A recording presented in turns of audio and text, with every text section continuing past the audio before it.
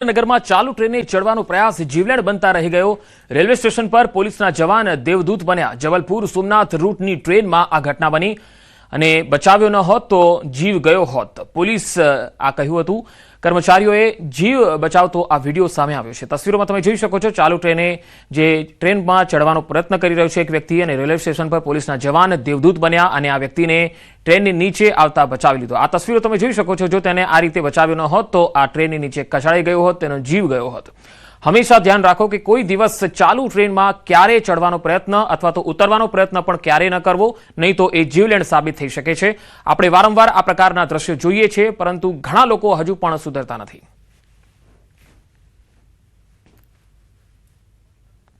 તો ફરી એકવાર તસવીરો જુઓ। ચાલુ ટ્રેનની સ્પીડ પણ તમે જોઈ શકો છો કે આટલી સ્પીડ છે, છતાં પણ એક વ્યક્તિ ચાલુ ટ્રેનમાં દોડીને ચડવાનો પ્રયત્ન કરે છે અને ત્યારબાદ તે નીચે પટકાઈ જાય છે અને ટ્રેનની નીચે આવતા આવતા માંડ બચે છે, કારણ કે જે પોલીસ જવાનો છે એ તેને ખેંચી લે છે અને તેના કારણે તેનો જીવ બચી જાય છે। રેલવે સ્ટેશન પર આવા દ્રશ્યો હવે સામાન્ય થતા જઈ રહ્યા છે। લોકો ઝડપથી આવી નથી શકતા, ટ્રેનના સમયથી આવી નથી શકતા, સમય ચૂકી જાય છે અને જ્યારે ટ્રેન શરૂ થઈ જાય છે ત્યારે દોડીને ચડવા જાય છે અને આ પ્રકારના અકસ્માતો થાય છે।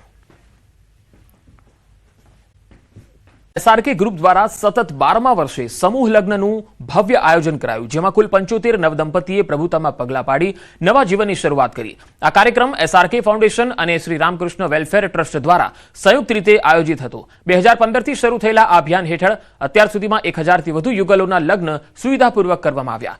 એસઆરકે ગ્રુપના ફાઉન્ડર, ચેરમેન અને રાજ્યસભા સાંસદ ગોવિંદ ધોળકિયાની સેવાભાવી દ્રષ્ટિ અંતર્ગત આ કાર્યક્રમમાં 15000થી વધુ લોકો હાજર રહ્યા, જેમાં ઉદ્યોગપતિ અને ઉચ્ચ અધિકારીઓનો સમાવેશ થયો। આજે લગ્ન પ્રસંગ દર વર્ષની જેમ ઉજવાઈ રહ્યો છે। આ વખતે ભગવાનની કૃપાથી લગભગ 75 યુગલો લગ્ન ગ્રંથથી જોડાઈ રહ્યા છે। આ જે નવ યુગલો છે એમના જીવનમાં એનું જીવન ખૂબ જ સુખમય, હેપીનેસ રહે એવી ભગવાનને પ્રાર્થના। દ્વારા હોળી ધૂળેટીના પર્વને ધ્યાનમાં રાખીને મહત્વનો નિર્ણય કરાયો છે, જેમાં દ્વારકા અને ડાકોર જેવા યાત્રાધામોમાં લાખોની સંખ્યામાં શ્રદ્ધાળુઓ આવતા હોય છે, ત્યારે યાત્રિકોની ભીડને પહોંચી વળવા અને સુરક્ષિત મુસાફરી માટે એસટી વિભાગ દ્વારા 27 ફેબ્રુઆરીથી 5 માર્ચ સુધી 450 જેટલી વધારાની બસો દોડાવવામાં આવશે। 1300 જેટલા એક્સ્ટ્રા ટ્રીપોનું પણ આયોજન છે। મુસાફરો હવે ઓનલાઈન એડવાન્સ બુકિંગ કરી શકશે અને 51થી પણ વધુ મુસાફરો ગ્રુપ બુકિંગ કરાવશે। તો એક્સ્ટ્રા બસની સુવિધા એસટી નિગમ દ્વારા આપવામાં આવશે। યાત્રીઓને વધુ સુવિધા આપવા માટે અલગ અલગ રૂટના ભાડા પણ જાહેર કરવામાં આવ્યા। દ્વારકા ખાતે ફૂલોલ ઉત્સવ છે એને ધ્યાને રાખી, મુસાફરો છે એના ધસારાને ધ્યાને રાખી દરેક ડેપો છે એક્સ્ટ્રા બસો દોડાવશે।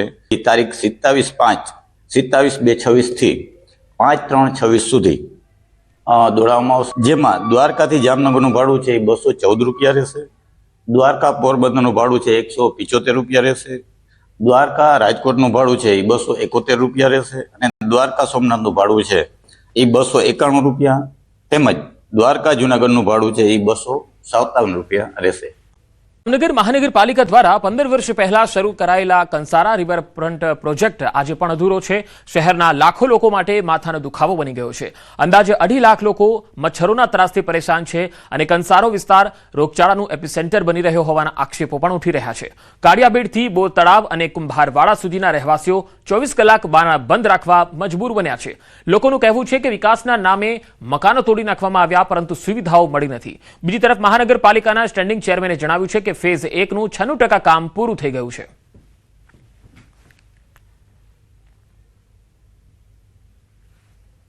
જે આ કંસારાનો પ્રોજેક્ટ છે 2 ભાગમાં વહેંચાણેલો છે। એક આ કૈલાસ વાટિકાથી કુંભારવાડા થઈ અને દરિયામાં જાય છે અને એક કાળિયાબીડ થઈને સુભાષનગર જે 50 વારિયા છે એની બાજુમાં થઈને જાય છે।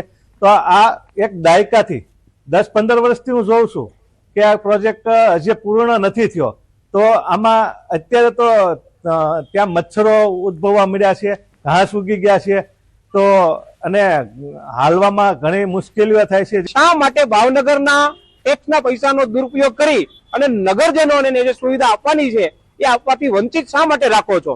એ કંસારા જે છે એ 7 વોર્ડની અંદર પ્રભાવિત કરતો એક કંસારા શુદ્ધિકરણનો પ્રોજેક્ટ છે, પરંતુ તંત્રની બેદરકારીના કારણે આજે એક પણ કામ ત્યાં થયું નથી. કંસારો પૂરો જ કરી શકતા નથી. કંસારાનો પ્રોજેક્ટ પૂરો નથી કરી શકતા, ત્યાં બીજા પ્રોજેક્ટ આદરી દે છે. કંસારાથી લાખો 2 લાખ કરતા વધારે લોકો પ્રભાવિત છે. ત્યાં મચ્છરો, ઉપદ્રવ, રોગચાળો ભયંકર રીતે ફાટી નીકળે છે. કંસારો પૂરો કરી શકતા નથી. કંસારા ફેઝ 1 જે પ્રોજેક્ટ છે એમની અંદર બાકીનું કામ બધું પૂર્ણ કરવામાં આવ્યું છે, પરંતુ જે સંપાદન માટેનો વિષય છે કલેક્ટર લેવલેથી 15/1 વાંધા સૂચનો સાંભળવા માટેની તારીખ હતી. એમાં એ તારીખે બધાના વાંધા સૂચનો સાંભળ્યા છે. જાહેરનામું બહાર પાડીને સંપાદનની પ્રક્રિયા આખી કલેક્ટર હસ્તકથી થતી હોય એ પ્રમાણેનું કામ અત્યારે ચાલુ છે. લગભગ આવતા 3-4 મહિનાની અંદર એ પ્રક્રિયા પૂર્ણ થશે. કોંગ્રેસના શરમજનક વર્તન પર પીએમ મોદીએ પ્રહાર કર્યા. પીએમ મોદીએ કહ્યું કે કોંગ્રેસ અને તેના ઇકોસિસ્ટમે ભારતના એક વૈશ્વિક કાર્યક્રમને નગ્ન અને ગંદા રાજકારણના પ્લેટફોર્મમાં ફેરવી દીધું. કોંગ્રેસના નેતાઓ વિદેશી મહેમાનોની સામે નગ્ન થઈને સમારંભના સ્થળે પહોંચી ગયા.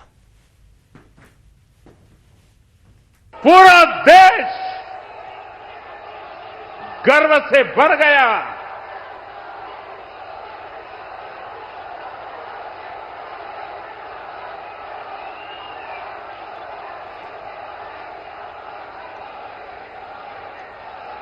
लेकिन कांग्रेस और इसके इकोसिस्टम ने क्या किया? साथियों, कांग्रेस ने भारत के एक वैश्विक आयोजन को अपनी गंदी और नंगी राजनीति का अखाड़ा बना दिया।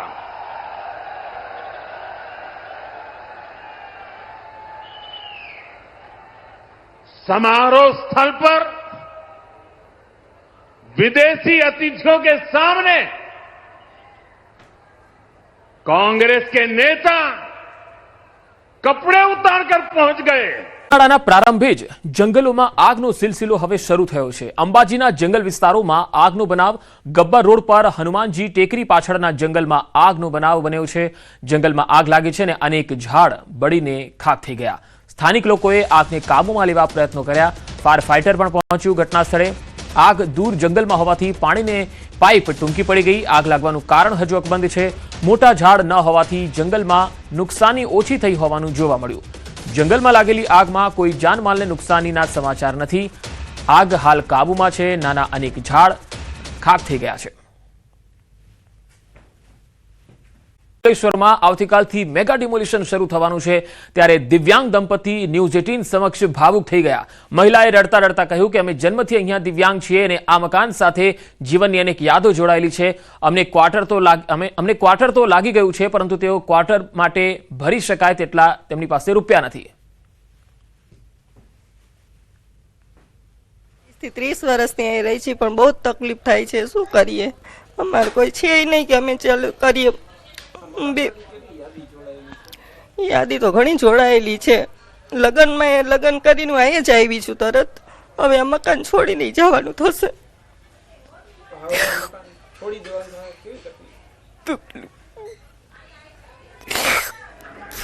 નહીં બોલી શકું.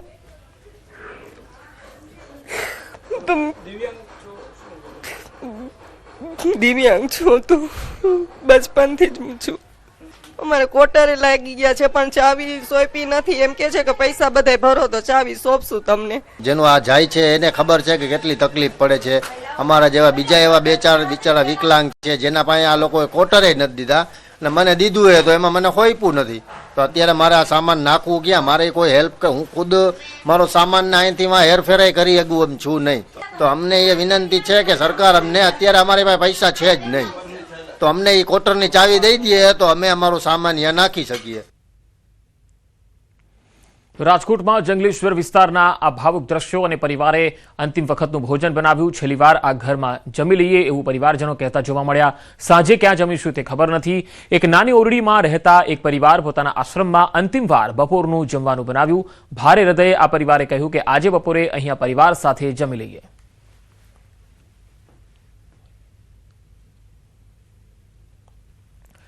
તો જંગલેશ્વર વિસ્તારમાં આ પરિવાર જે અંતિમ વખતનું ભોજન બનાવતો જોવા મળે છે, કારણ કે આવતીકાલે અહીંયા બુલડોઝર ફરવાનું છે.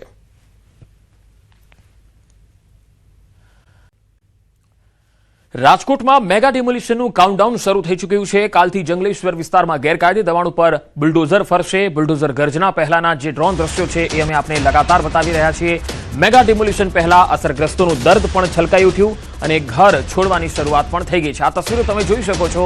ડ્રોનથી લેવાયેલી આ તસવીરો છે જ્યાં મેગા ડિમોલિશનનું કાઉન્ટડાઉન શરૂ થયું છે.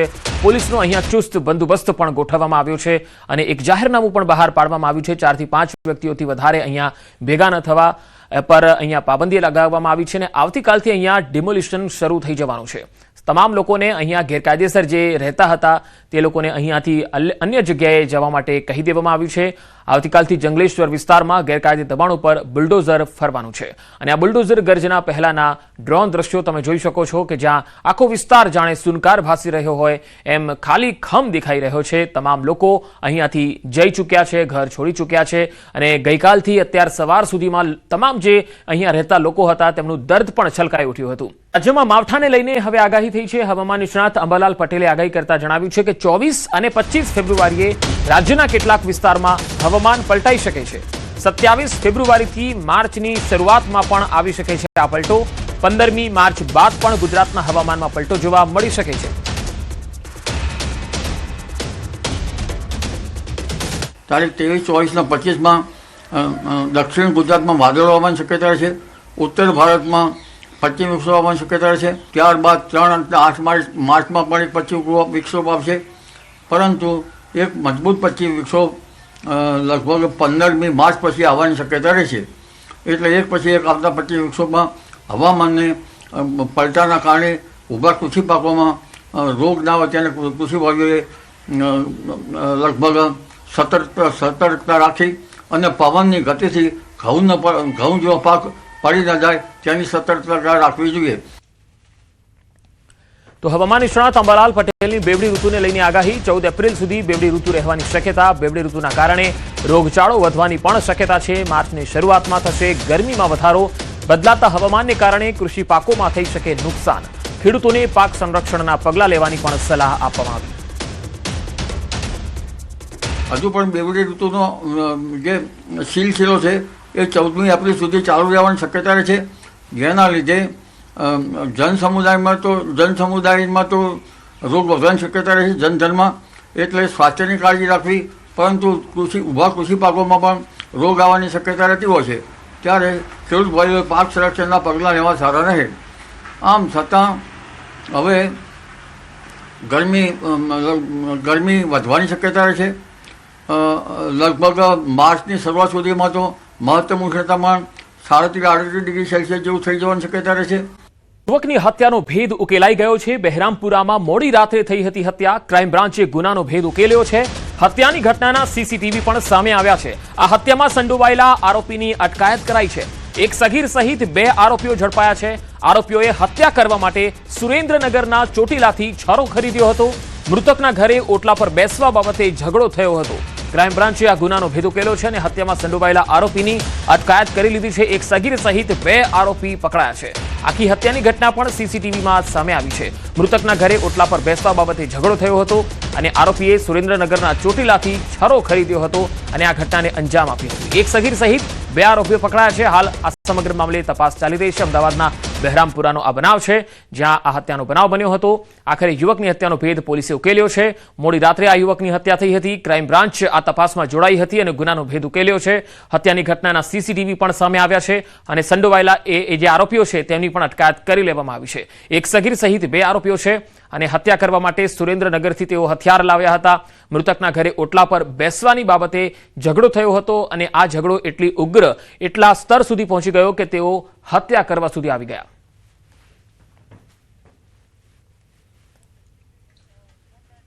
વધુ માહિતી મેળવી સંવાદદાતા ઋત્વિજ સોની જોડાયા છે. ઋત્વિજ, શું વધુ અપડેટ છે આ હત્યા મામલે? જી પંકજ, વાત કરીએ તો ગત મોડી રાત્રે આ હત્યાનો બનાવ સામે આવ્યો હતો અને જ્યારે આ બનાવની જાણ અમદાવાદ ક્રાઇમ બ્રાન્ચને થઈ હતી ત્યારે ક્રાઇમ બ્રાન્ચની ટીમ ઘટના સ્થળ પર પહોંચી હતી અને આસપાસના જે સીસીટીવી ફૂટેજ છે તે મેળવીને આરોપીઓને પકડવા માટે અલગ અલગ ટીમો બનાવવામાં આવી હતી અને આ દરમિયાન ક્રાઇમ બ્રાન્ચને બાતમી મળી હતી કે આ બંને આરોપીઓ છે તે રિવરફ્રન્ટ પરથી પસાર થઈ રહ્યા છે. એટલે ક્રાઇમ બ્રાન્ચે બાતમીના આધારે બંને આરોપીઓની ધરપકડ કરવામાં આવી છે, જેમાં એક આરોપી છે તે સગીર છે અને બીજો જે છે તેનો મિત્ર છે. આ બંને આરોપીઓ છે તે મૃતક છે. તેની સાથે ઓટલા પર બેસવા બાબતે 10 મહિના અગાઉ બોલાચાલી ઝઘડો થયો હતો અને તે ઝઘડાની અદાવત રાખીને આ હત્યાને અંજામ આપવામાં આવ્યો છે. જો કે આખું જે આયોજનબદ્ધ આ હત્યા કરવામાં આવી હોવાનું તપાસ દરમિયાન સામે આવ્યું છે, કારણ કે હત્યા માટે જે હથિયાર વાપરવામાં આવ્યું હતું તે પણ આ સગીર તેના મિત્રો સાથે જ્યારે ચોટીલા ગયો હતો ત્યારે તેણે આ હથિયાર ખરીદ્યું હતું અને જે હત્યા કરવાના ઈરાદેથી જ આ હથિયાર તેણે ખરીદ્યું હતું. હાલમાં અમદાવાદ ક્રાઇમ બ્રાન્ચ દ્વારા એક સગીર સહિત કુલ 2 આરોપીઓને ઝડપી લેવામાં આવ્યા છે અને આગળની જે વધુ કાર્યવાહી છે તે પોલીસ દ્વારા શરૂ કરવામાં આવી છે. જી ઋત્વિજ, આભાર માહિતી આપવા માટે.